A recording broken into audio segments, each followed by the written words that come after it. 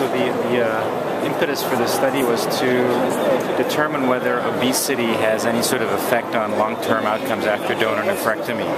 And the reason we undertook this is because a larger and larger fraction of our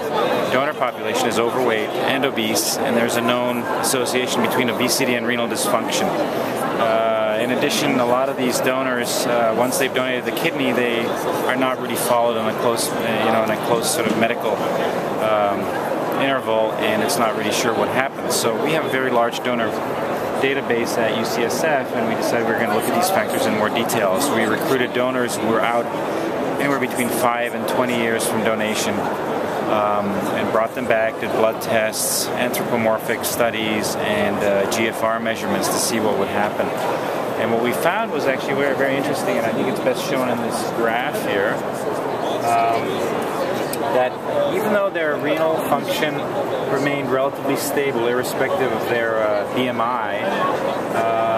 there are other risk factors for cardiovascular disease, and actually probably risk factors for death were increased as the BMI increased.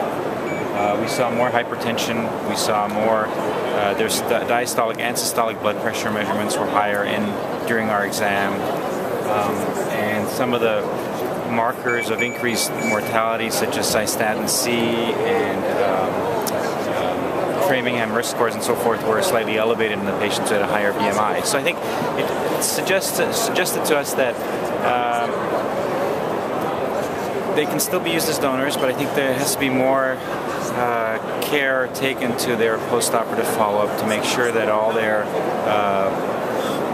healthcare maintenance things are up to date and so forth.